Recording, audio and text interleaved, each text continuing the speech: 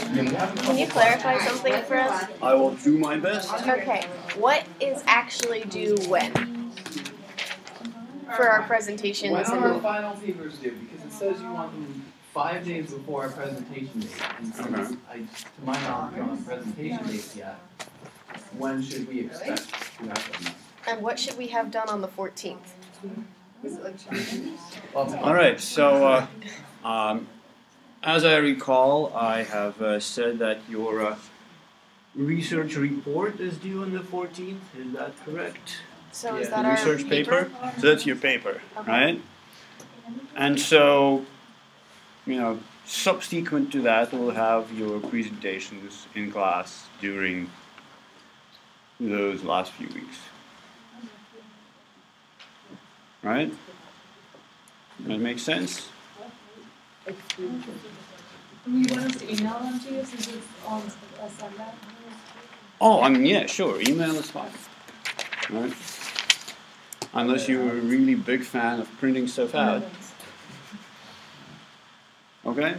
You buy that? And how long is that? 10 pages? I mean, generally, the rough idea is 10 pages, but, if it's a little shorter but really meaty, it's fine. If it's longer, I'll take it. Is it single or double spaced? Cover the material that you need to cover. I'm not going to be picky about the length of the paper. I just want you to sort of do a decent job researching the topic that you chose, right? So, as long as it's not just, like 9 tables and 2 paragraphs of text. But again, if you have really informative tables, maybe it'll work. Like graphics. I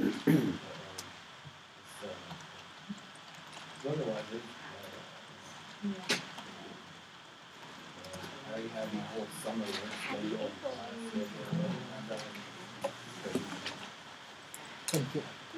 I did yesterday. And then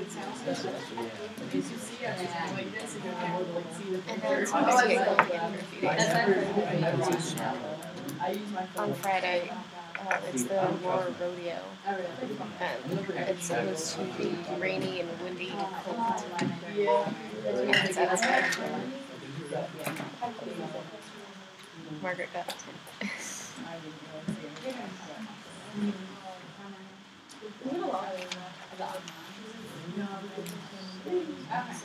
And so how are you guys doing with your research projects anyway? We're doing all right. There's a lot of stuff recently. That's true. Stuff is plentiful. Oh, and Lauren isn't here today because Yeah, she emailed me. I'm sure you will share with her the bountiful knowledge we're about to receive. Or something like that. They're coming to the Aurora Rodeo, right? Hmm? The Aurora Rodeo on Friday? No. Why not? So what's the deal? Tell me about it. It's giveaways, free food. It's for business students. It's outside in the student center back patio. Mm-hmm. And there's going to be a tent so that when it rains, then we're not getting wet. And there's a mechanical bull there. All right, that's a plus. It'll be interesting. You should come and bring lots of people. All right, maybe I Is will. there a mechanical bull? At the Aurora Rodeo on Friday, 12 to 3 or 4, and it's the student center back patio. Yeah, to be like, no, just show up. Well, it looks like you just brought 2. Do you have to pay? No. And there's giveaways. There's giveaways. So the expected value of showing up is greater than 0, right? Hopefully. All right. It starts at 12. That's this Friday, you say? I can't do Saturday. You're gonna process. I have 3 things on Saturday. It's a plant tour that's extra credit for one of my classes. Then after that is the dinner for the secretary that's retiring. And then after that is prom stuff. Yeah, I'm on both. I have a bunch of stuff on white lives. Good. I haven't done research in like 2 weeks. I would have searched.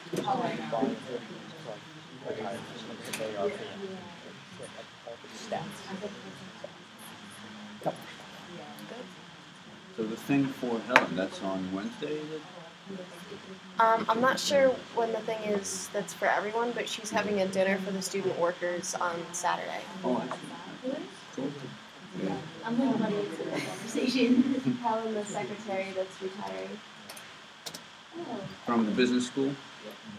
Are you in the business student? No, there's a student and I work in the business student's office. Oh, cool.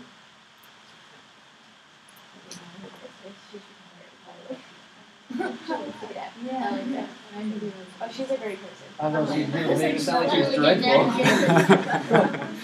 Why don't she's out? Yeah. No, she's a wonderful person, but she's since the beginning of like last semester so it's very she's been trying to get. Yeah.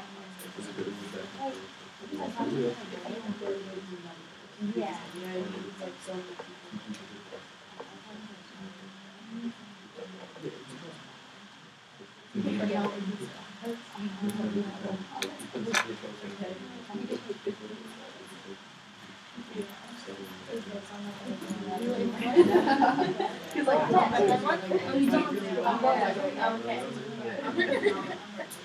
Did you see the list of things for the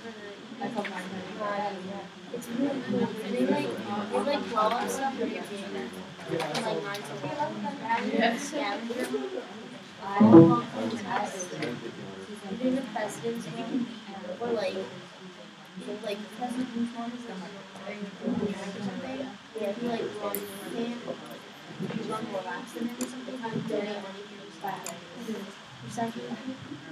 They did that last year. Oh, they did? Yeah, how does that work? I didn't actually get to see it. Only does actually basically in the gym they had like a screen set up where they were connecting it every now and then. And I swear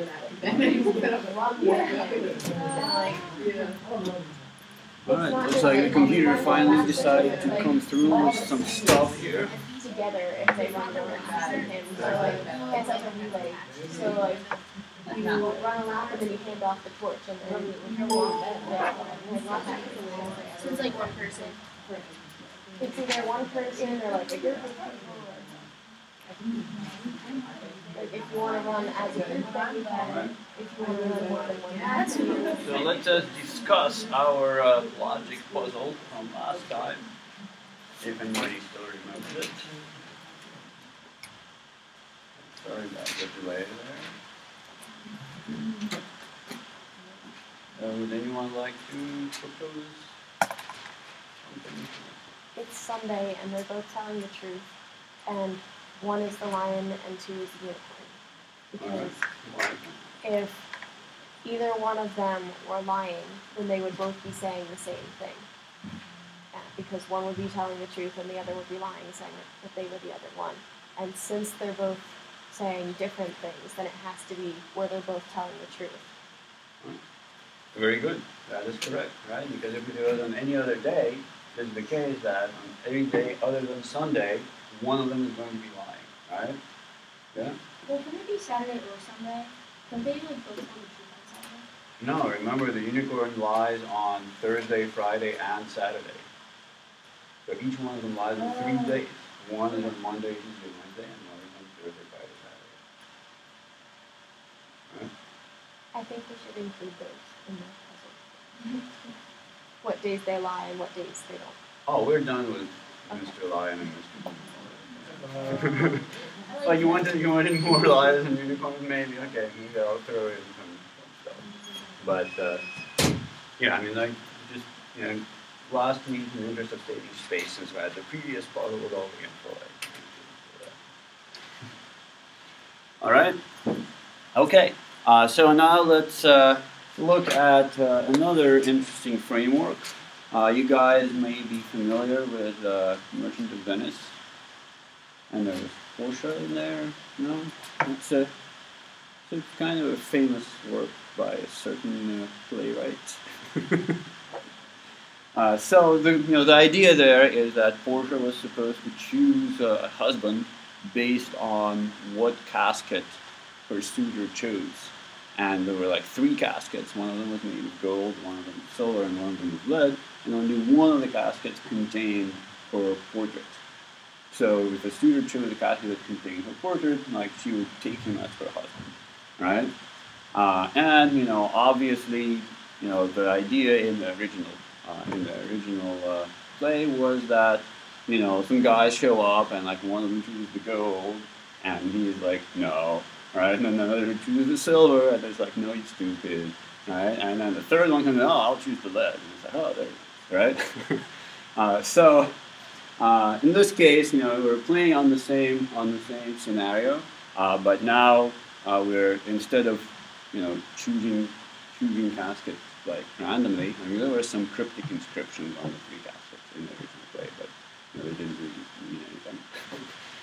So now we turn this into a logic puzzle, and so given the inscriptions on the 3 caskets, you should be able to figure out the unique solution of which casket contains the thing you're looking for, right? And of course, I encourage you to all read The Merchant of Venice.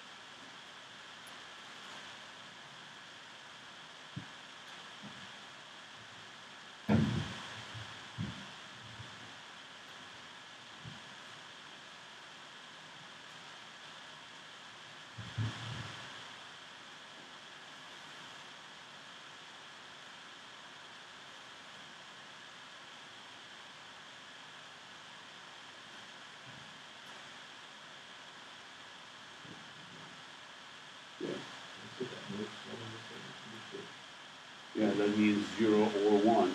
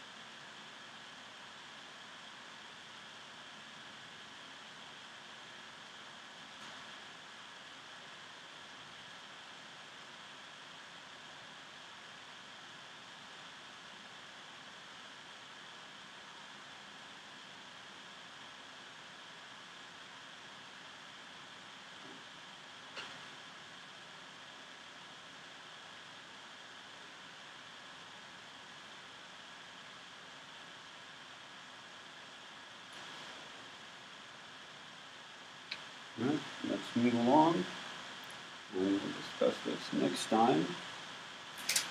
All right, so what I wanted to talk about now is to review our new versus used car purchasing decision problem.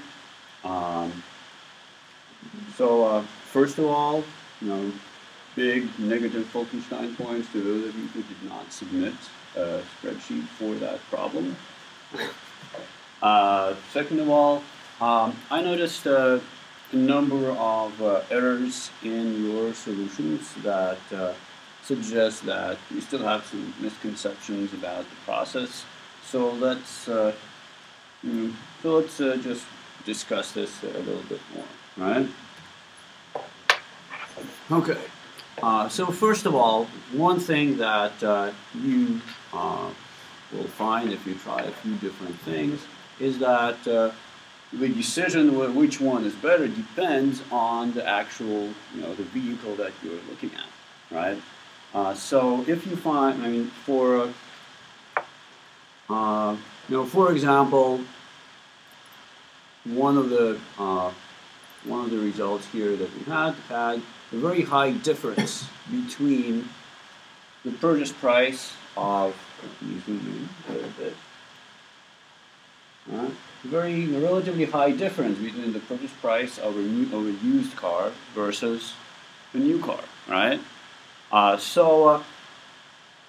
This in general will drive the result that getting everything else being equal, getting the used car is probably going to be a better deal.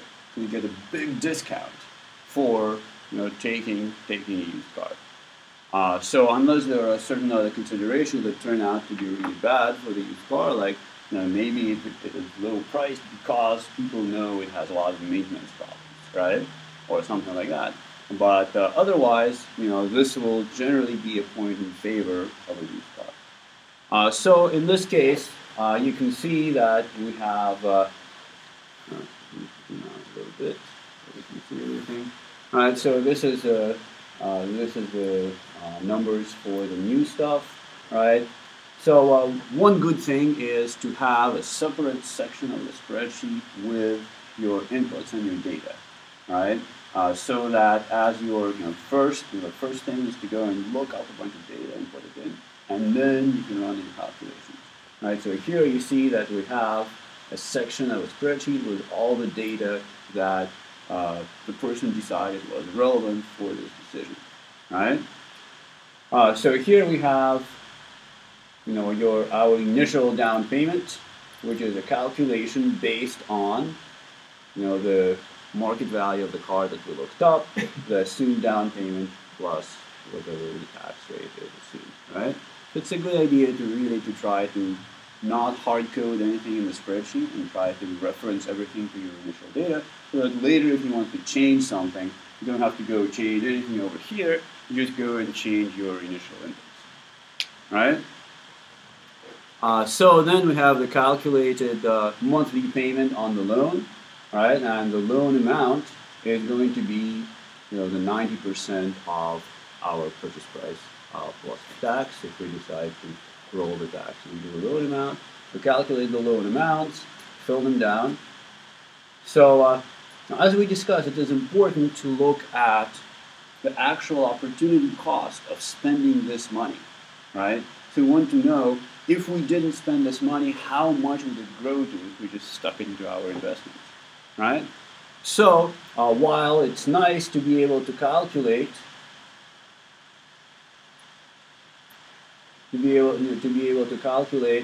the sum of everything in this column, which is just the amount of money that you spend, right? It is not really the important bit, right? Because unless you're earning 0% on your money, right? When you just say, oh, let me just sum this column right here, and that will be my total cost of the car. It's not really true, right? Because we are giving up this money that you could have invested. You're actually giving up at the end of 5 years more, right? Because the first 426 here is going to grow to 631. If instead of spending it on the car, we were to put it in our investment account, which we assume here is earning 8%, but we can assume any rate we want, right? So at least some of you I saw made a comparison based on the sums of the money that you actually spent, as opposed to the sums of the money that you gave up by spending that money, right? You guys understand the important difference? Right? Does anybody have any questions on this point? Okay. Right, so you can see, here, the value of each of these is just this, our initial payment, and we grow by the monthly rate for whatever number of periods. Right, so this one being at the end of the first month is going to grow by 59 months until we get to the end. Right, so as we discussed, this we have 60 minus whatever period it is how many periods remain for us to grow until the end. Yeah, one other issue is those of you who reused the spreadsheet that we created in class forgot to change this from 36 that we had before to 60, right? Because in class we were assuming a 3-year loan, and for this problem we're assuming a 5-year loan. All right, so if you don't change this part from 36 to 60, then you're saying that this one is going to grow by 35 periods, 34, etc., etc. And once you get past period 36, you would start growing by negative amounts, right? So really, it's not a good thing to have the wrong number of periods of growth for each of the tables. You basically having all the wrong amounts for all the opportunity costs of the table, right?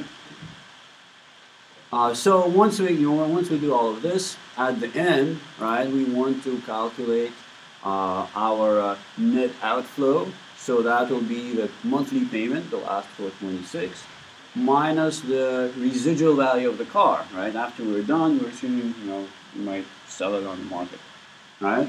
And so in this case, we had the residual value of the car, which was just the information that we found by looking at the resources on the internet, right? So for the new car, the residual value after 5 years would be 13,000, and for the old car, it will be even older than the residual value would be 8,000.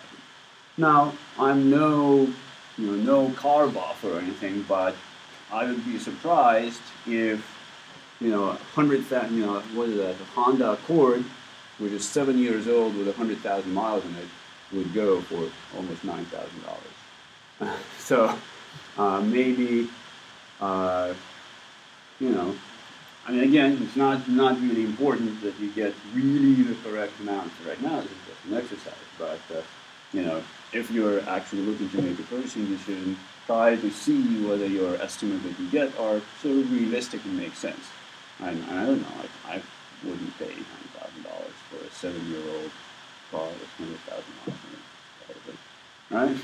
I mean, unless we have huge inflation happening in the intervening 5 years, everything is possible, right? And so we do the same thing for the other options, right? Where we purchase the used car, we have the lower down payment, the lower monthly payments. We calculate the future values for everything, and we find that if we purchase the used car, we basically give up $13,000 sum of value, right? Whereas by the time 5 years pass. Whereas if we purchase the new car, we give up $21,000 sum of value by the time 5 years have passed. And so as a result, our decision here is to purchase the used car, right? Unless it is worth it to us for some other considerations to spend an extra almost $8,000 over these 5 years in order to own the new car for some reason, right? Again, this doesn't necessarily take into account everything when you're making the actual decision. You might also estimate the difference in insurance costs, because we have such a drastic difference in the initial prices of the two vehicles, right? In general, the insurance on the used car would probably be a little cheaper, right? Because if something happens to it, the insurance company doesn't have to pay out as much money, right? Because it's not worth as much. So it would be a difference in insurance. So maybe every half year, so where there is your cash outflows, right? So if you're making half yearly payments on your insurance, sometimes you might make monthly payments, it depends on how you do it. You would basically put in your estimates for insurance payments for the two vehicles, right?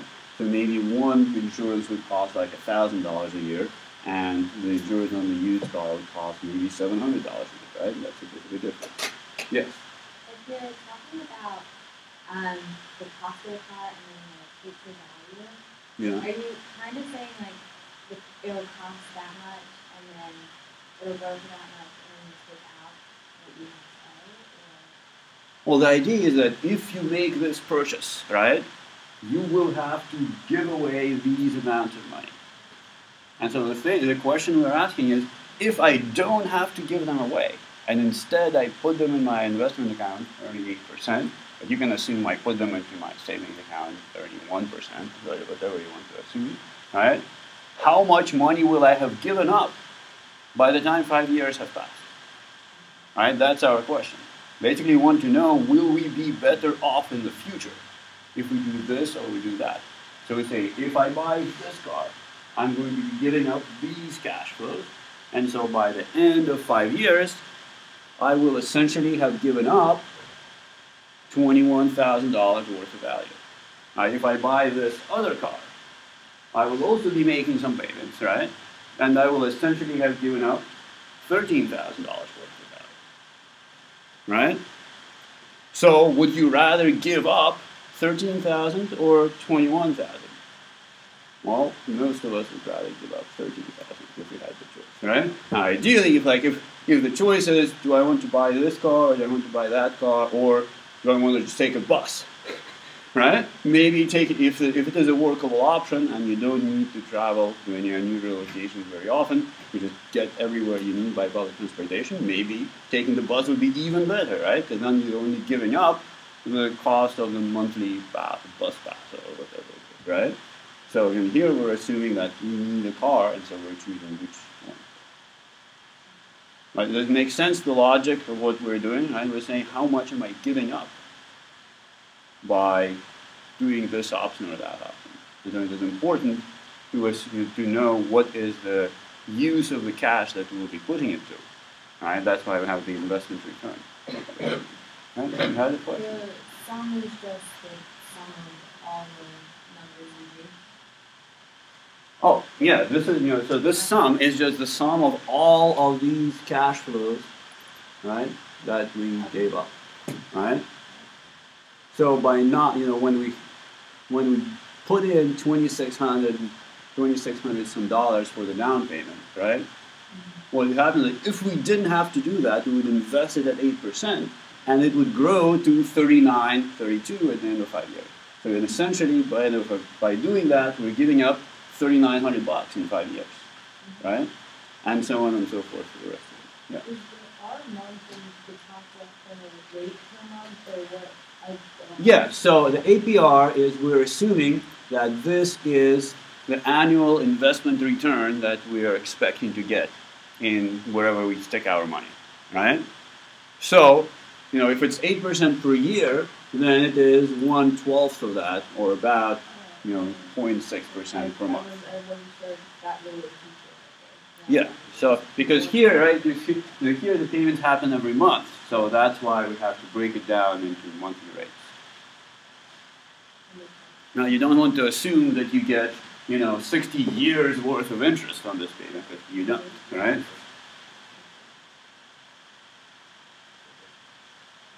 Okay, makes sense? Any other questions?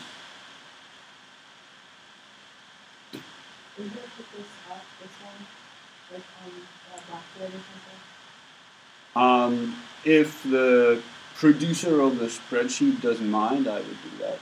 I mean, this is one of the student spreadsheets. So if there is demand, I will ask them, and I'll put it up with you. Okay. This right. So this is important. Like, this is a general purpose technique for making a decision between different types of cash outflows, right? So that's why I want to make sure that you guys understand the logic flow and what we're doing here, right?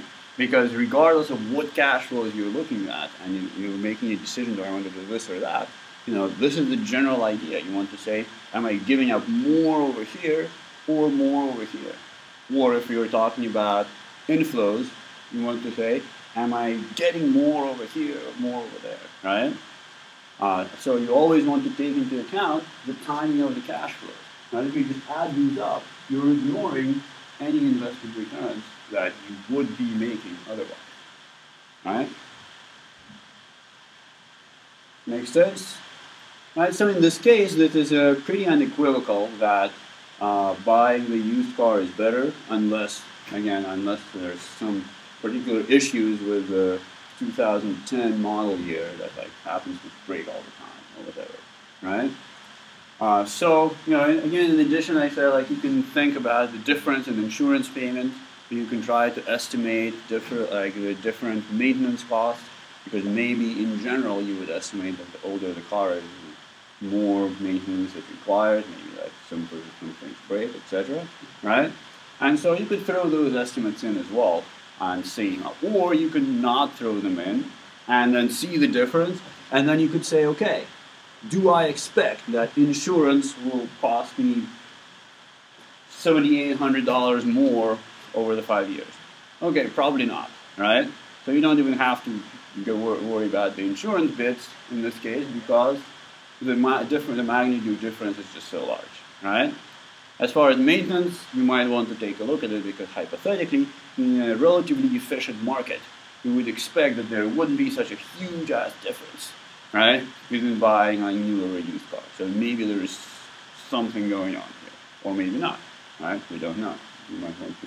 And if you're actually making this personal decision, you want to spend some more time looking into why the difference exists, right? Okay, so this is one example. Now there is another example with a relatively low price difference between old and new and used. Then zoom in a little bit here, right? So here the assumption is that, or the data that we have retrieved is that the new car cost about $18,600, and the 2-year-old car with 30,000 miles costs about $16,100. Now, so it's not a very large difference. Remember in the previous example, the price difference was like $9,000. Here, the price difference is only $2,000. Right, so right away, we might be expecting that there will be probably relatively close as far as our final decision making goes, right? So there's not very much difference. Yes? I had a question about this when I was making mine. The sales tax, does that apply to the entire car or just to the down payment? And it applies to when you buy the whole car, right? Mm-hmm. I mean, think about when the purchasing decision is just made of two parts. Part number one is you go to the guy and you buy the car. Part number two is if you cannot afford to pay the whole thing, you take out the loan, right? But the sales tax you have to pay on the whole price of the car. So do you take the 10% down payment after you apply the tax to the price of the car, or do you just apply? Now it's really up to you, right? Okay. I mean, if you say, well, I know that my total outflow will be the price time, plus the tax, and so I'll make a down payment, take the loan out for the remainder, you can do that. Or you could choose, maybe if you want to take a slightly smaller loan, to say, I will pay the tax up front out of cash, right? And then I'll do the 10% down payment and take the loan for the rest. So that means you're taking a smaller loan out, right? But it's really up to you if you want to roll the tax into the loan, basically, right? So, I mean, at the end of the day, the initial cost basis is still going to be the price plus the tax. Now, in case of a lease, it is actually something different, right? You're not actually buying the car, right? So there's actually a special rule that says that you only pay sales tax on the assumed depreciation of the car for the duration of the lease, not on the whole purchase price, right? I mean, in general, when you go and lease something, you don't pay a sales tax, so they made a special rule for the car that you So they said, hey, why don't we just renew the car lease? Just do that, right? And so there's like a special, but notice that you don't pay tax on the whole price, but only like, you know that you're leasing the car for 3 years, and the assumed depreciation over time is like $10,000, so you pay the tax on the $10,000, not on the whole price. So it's like a quirk that is interesting to know if you decide to lease. But, you know, you'll find out about it soon enough if you're in that place. Okay, any other questions? Okay, now let's see. Right, so in this case, the price difference isn't very large, and so our difference in the down payment isn't very large, and the difference in the monthly payments isn't very large. So we look at all of this stuff, right? And so again, you know, we calculate our investment returns for every payment. So in this case, we're almost at the end, so this last payment is only gets to grow for 2 more months until we start counting our money, right? So it's 60 minus 58, right? And so here, you know, we have our residual values, right? So this is the monthly payment that we have to make minus the money that we recover when we sell the car. We add them up and we're actually pretty close, right? So we're giving out $15,460 when we buy new. We were giving out $15,390 when we buy used, right? So really, you know, within like $100. So if we're like 100% certain of our estimates, we could say, hey, I'd rather save $100. But chances are estimates are not precise, right? When we do all of this, always keep in mind that oftentimes these are just estimates. There's always going to be some kind of an error margin for these things, right? Maybe when you go to buy the car, you end up paying an extra $100 more or an extra $100 less, right? Or maybe when you put your money in your investment portfolio, you don't end up earning 8%. Maybe you end up earning 5%. Maybe you end up earning 12% if you're lucky, right? So there's room for error. So when things come out to be this close, like you shouldn't be saying, it is the certainty that buying the used car is better by $100, right? Not really the case, right? This is just to give you an idea of, you know, what is driving the decision so you can make a choice, right? Now in the first case, assuming that our initial inputs are correct, it gives you a pretty certain idea that buying used was better by almost $8,000, right? So even if you're off on some of your estimates a little bit, you're pretty certain that buying used is better. Now in this case, it's a toss-up, right? I mean, you could, you know, this being like a homework assignment, you could say, given my numbers, it is better to do this, right? But realistically speaking, it's close enough, so you can just do whatever you want. This is your choice, right? It doesn't really matter at all.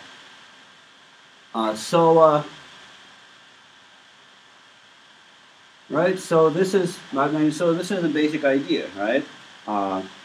We are going to try a similar exercise with a few other purchasing decisions, just to give you a better idea. I'll throw something into the next homework and stuff.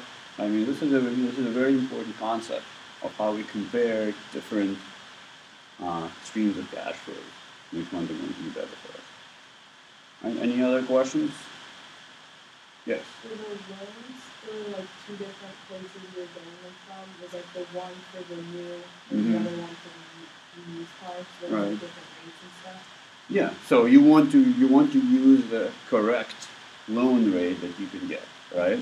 So I mean, in general, maybe the used car loan will give you you'll have to pay a slightly higher rate because the collateral isn't as awesome, right? Now, I mean, realistically, there isn't that much of a difference. Sometimes there could be. If you have poor credit, there might be more of a difference, right? Because then the quality of the collateral matters more, right? You know, here we just assume that I have awesome credit. Let's see what's the average loan rate. Again, the rates also depend on the dealers that you go to, right? The state that you reside in, and all this other stuff. So if you're actually making this decision, you might want to call some guy and be like, what's your rate on the loan, instead of just like looking at averages. right? But you want, unless you're sure that they're going to be the same rate, ideally you want to look at what rate you can get on these loans, right? So in this particular data search, we came up with just under 3% for the loan on a new car, and we came up with 4.25% on the used car. Right? So that's an important difference, but that's going to increase the size of the payments that you make on the used car, everything else being equal, right? You pay a higher interest rate. You want to take that into account. Right? Any other questions?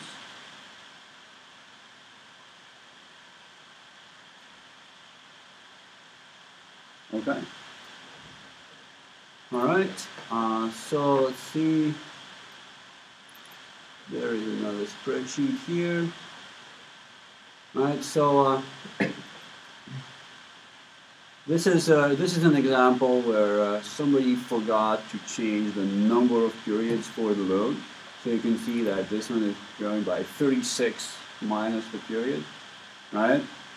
And so you can see that once we get out to 36 periods, the assumption is nothing changes, and from then on the value of the payments actually starts shrinking, right? So if you're looking at this and you see that your payments are shrinking over time, something is off, right? Because we have, the future value of each of these payments has to be greater than just the payment amount, right? Because each one has some time to accumulate investment returns. You always want to go and do some kind of a sanity check on your numbers, just to make sure it makes sense, right? So you never, a lot of times people start doing something like a fancy spreadsheet, a model doing this and that and the other, and they just trust what the numbers are saying, right? And don't think whether something makes sense, and they fail to spot some pretty obvious errors, right? You don't really want to do that. You always want to, when you get some result, you want to say, does this result make sense? Look at some intermediate results. Is this making sense? Right? That way you're less likely to make some really egregious error. Right? So, yes. What is CFD stand for? Also, cash flow difference. Right? So what so at each... What are the... So this is the difference in the cash flow that we would have to spend between the two options. Right? So you can see that this is the difference between our down payments. And these are the differences between each of our monthly payments. Right? So you remember last time in class we discussed that we can look at two options individually and say we're giving up this much of this one, this much of that one, and we'll see that the difference between them is whatever it is, right? But we could also look at the cash flow differences individually and say how much more am I giving up for each period between the two options. And if you, again, once you carry the investment returns through, you'll find the difference directly, right? So, I mean, not really important. I mean, it's kind of a little more confusing to think about it that way, right? But oftentimes, it is a common methodology to look at the differences in cash flow and see what they're telling you. So, just so you're familiar with what's going on, so it makes sense if you encounter it.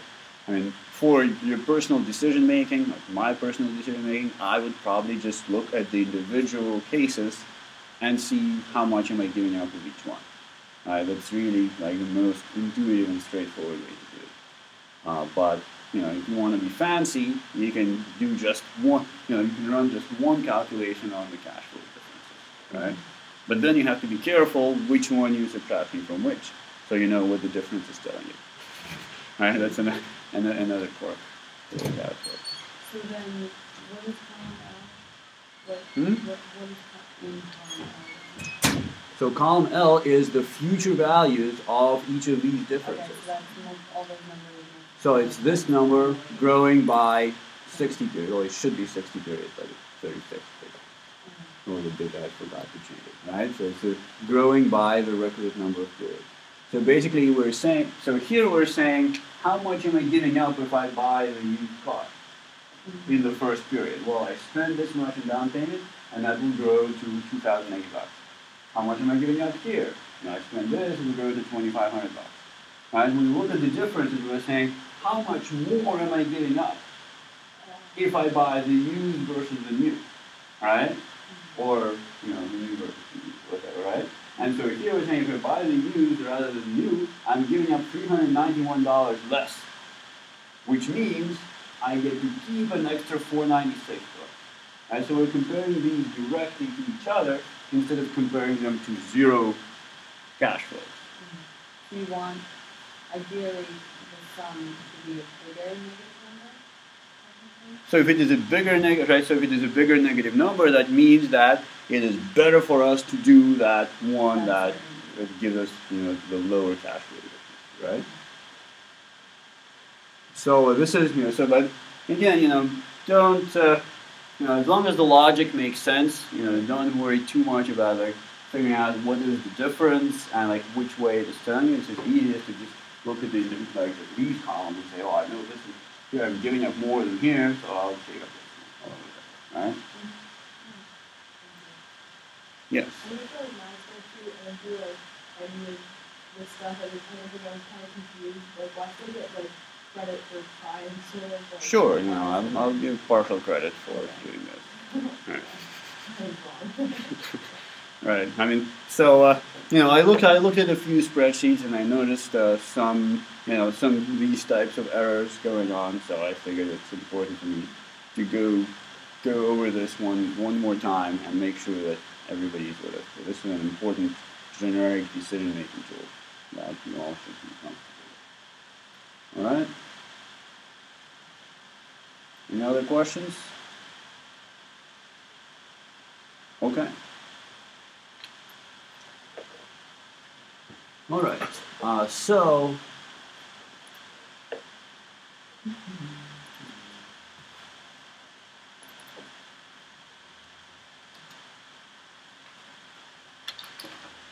Okay, so last time we were talking about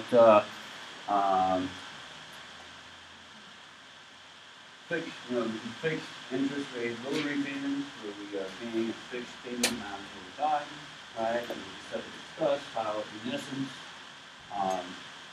the way we set the relationship between the loan payment and the interest rate and the principal of the loan is just by looking at the present value of all the cash flows, right? Which is how much money we need to put in at the given interest rate in order to be able to extract these payments in the next best alternative, right? So just to refresh your memory, I just said that the principal of the loan will have to be the sum of the present value of the cash flow, right?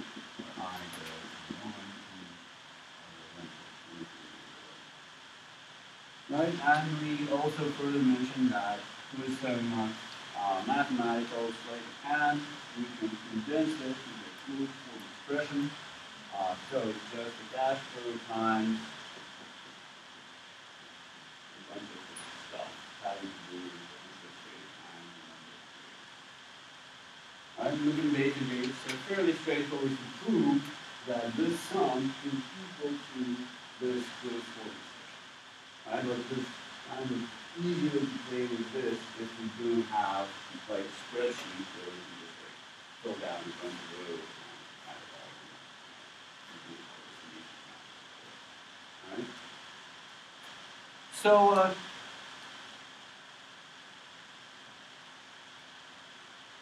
let me discuss a little bit about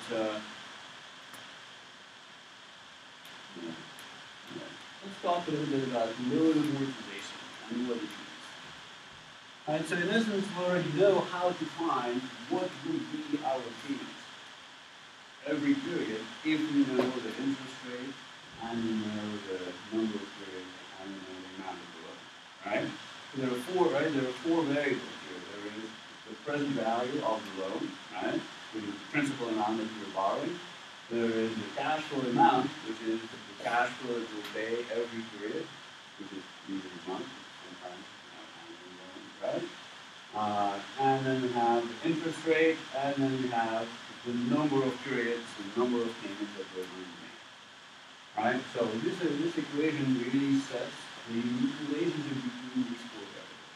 So given any three of them, we should be able to figure out what must be the value of the fourth in order for the equation to be true. Right?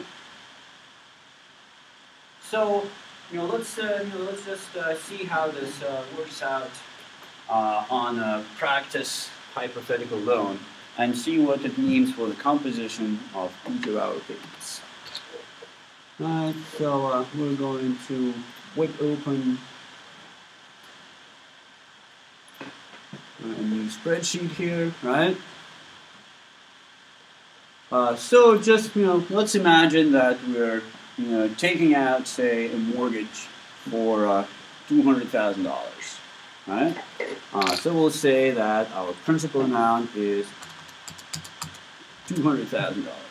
And let's imagine, we don't have to imagine, right? So the interest rates right now on a 30-year mortgage, if you have good credit, something on the order of 3.5%, right? It's actually pretty good, right? It's almost like getting free money. Not quite really, but pretty good, right? So let's say that our rate is 0.035. What is our number of payments on a 30-year mortgage with monthly payments? Yeah. Okay. All right, so we have 360 payments. And so we want to know what is the cash flow amount, so what will be our monthly mortgage payment given these terms, right? So we took out a $200,000 mortgage, 3.5% interest, with 30 years to maturity, which means 360 payments. Right? Okay. So it's a 30-year mortgage, right? Every year has 12 months, so there are 360 payments. Right? Nothing magical so far. All right. So we could use that result, right? Remember, we rearranged that to solve for C, and it's just the principal of the mortgage, principal of the loan, divided by all that stuff in the parentheses, right? So just first of all, just for convenience, we're going to calculate the monthly rate, right? And so the monthly rate, if it's 3.5% APR, the monthly rate is going to be 3.5% divided by 12, right? So that will be that divided by 12. Right? Because we're going to be working in terms of months, right? We have 360 payments, and we're finding the payment that is per month, so we want to look at the monthly mortgage rate in terms of this information. So then our payment here is going to be the value of the loan. That's going to be the value of the loan, right, divided by all that stuff, right? So what is all that stuff? There's 1 minus 1 over 1 plus the monthly interest rate, right, raised to the number of periods, which is 360, right, and all divided by, again, the monthly interest rate. And that should give us the monthly mortgage payment. Check it out. $898. Looks kind of like a mortgage payment, right? So, I mean, if you came up with something like $10,000, you'd say, wait a second. Mortgage payment on an averagely priced house isn't $10,000 a month. I must have done something wrong, right? So I always want to sanity check the results a little bit. Okay, so first of all, just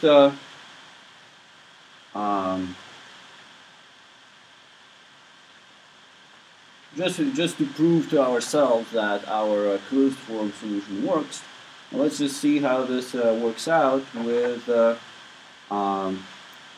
summation for every period, the present value of all payments, right? So first of all, we have 360 periods, right? So let's fill this down. 360. Oh, look at that. Perfect.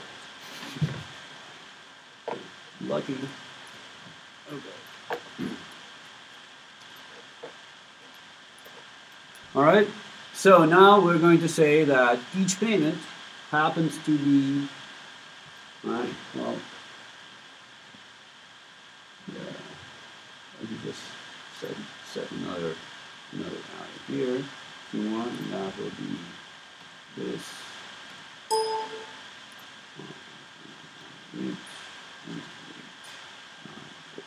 Let's make it a constant, and then we'll figure it out, right? So let's imagine that what will be the value of the first monthly payment to the mortgage company, right?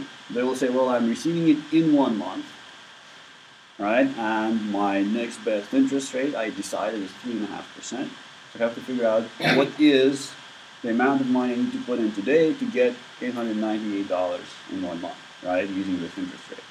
So it will just be the payment divided by 1 plus the rate raised to the first power, right? Because it only has 1 month to go, right? We're getting it pretty soon. So the value of the first payment is going to be this divided by 1 plus the monthly interest rate raised to the power of 1, right?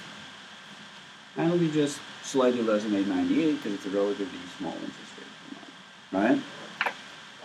Now, let's see, let's fix the reference to the monthly rate cell, and fix the reference to the payment cell. All right, and then we're going to fill this down by 360 periods.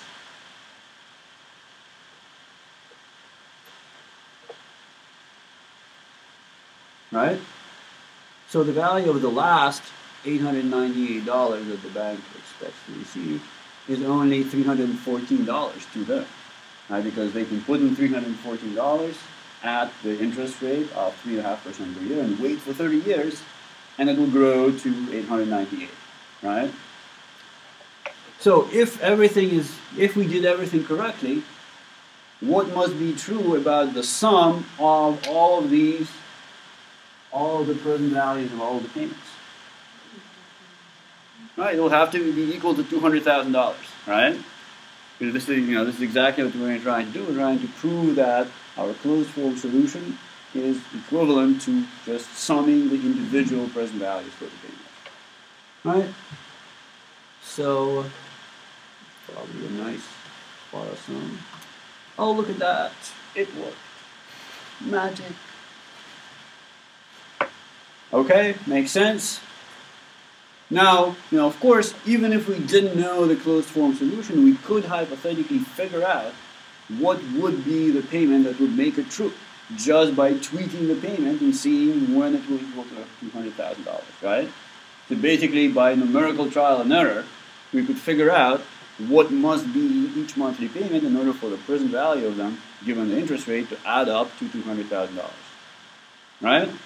And so, for example, let's say you forgot about all of these, this fancy closed form expression. You're like, well, I know that it has to be the sum of the individual present values. But how do I figure it out, right? Well, one thing you could do is you could say, well, let me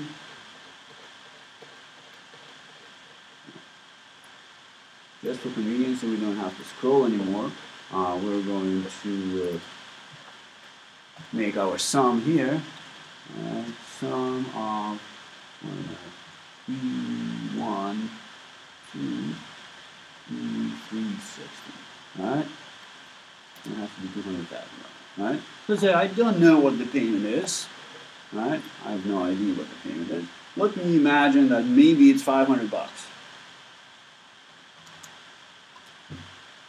Well, if that is the case, right, then the value of 360 payments of $500 each with a 3.5% interest rate is only $111,000. Clearly, the bank is not going to be happy if I only pay them $500 a month, because that doesn't give them back the $200,000 principal, right? So maybe I'll pay them a little more, right? Maybe I'll pay them $600. they're still not going to be happy, right? 133, not 200,000. So I say, okay, clearly this is not, this is not enough. I'll pay them $1,000. Well, now they're going to be happy, but you are not going to be happy, right? Because you're giving them $222,000 of value given the interest rate of 3.5%, right? So you can see, by trial and error, you can use some kind of, the computer would use a numerical optimization technique to zero in on the value just by trial and error.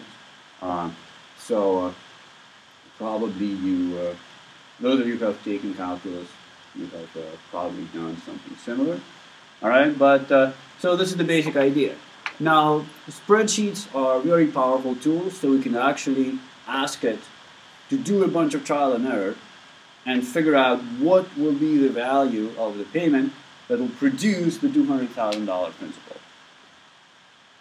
Right? So let's just give it a try here. All right. So yeah, there it is. Go seek. It's pretty awesome. All right. So we want to set this cell to $200,000 by changing the value of the payment. Right? You guys with me on this? Right, so we're trying to change this value of the payment and get the sum of everything to $200,000. So we'll say, okay. Well, thank you. Looks like it's 898.894.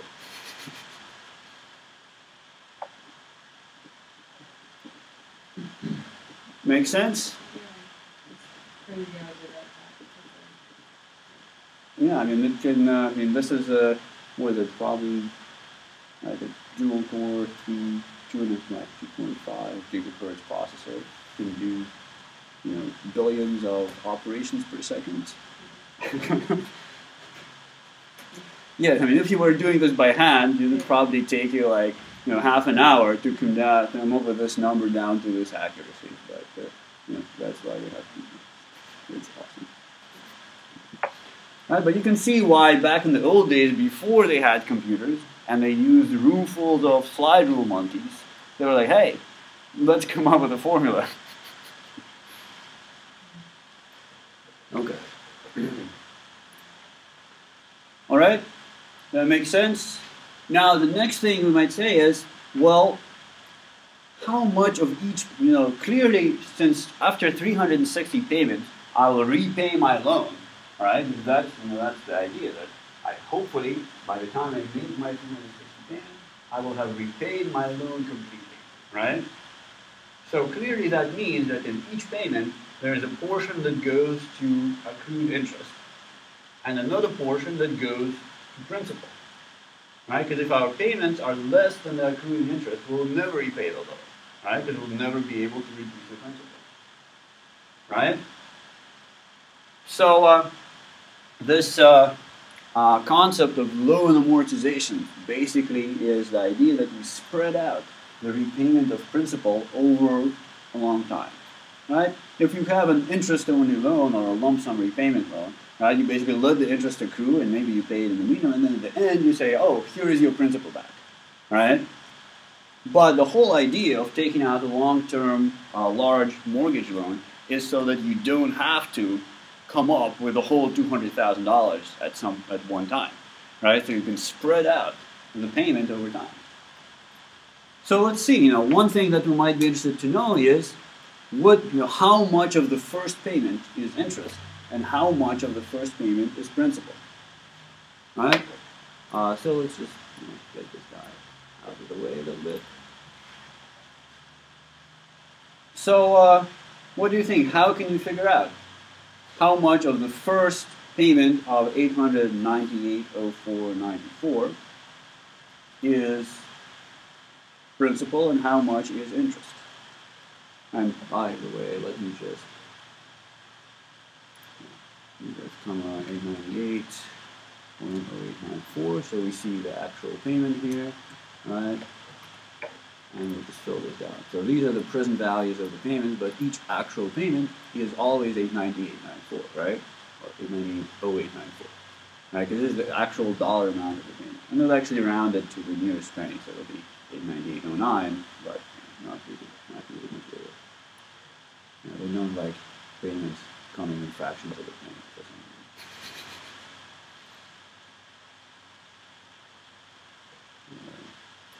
reason. And they're all, each payment is 898.04. Okay, so how much of the first payment is interest? Can we figure that out?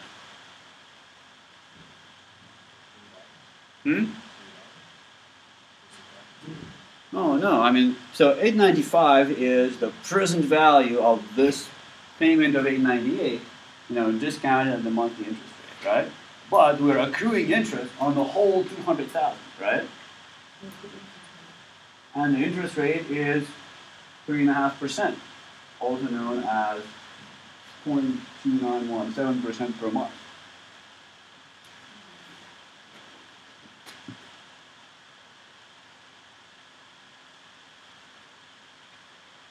So we took out a loan, $200,000 principal.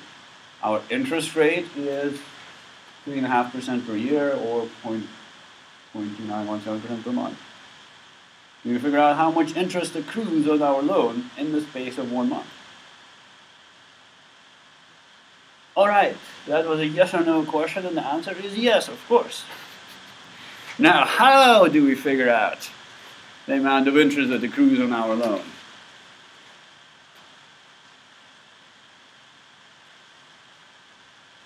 Would it be 200,000 times 1.002917?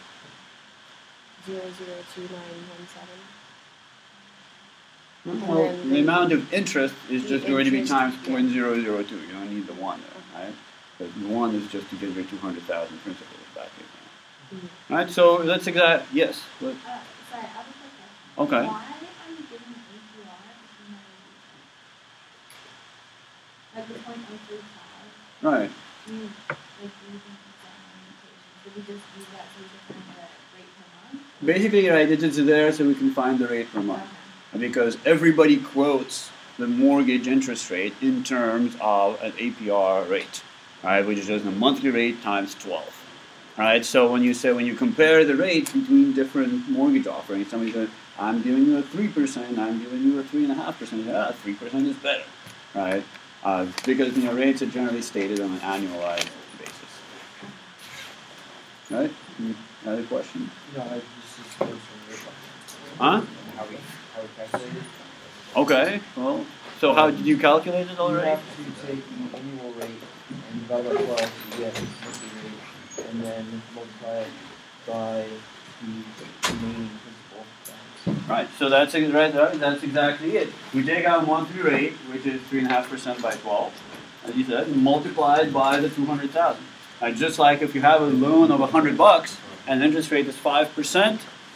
How much is your interest? It's 5% times 100, which is $5, right?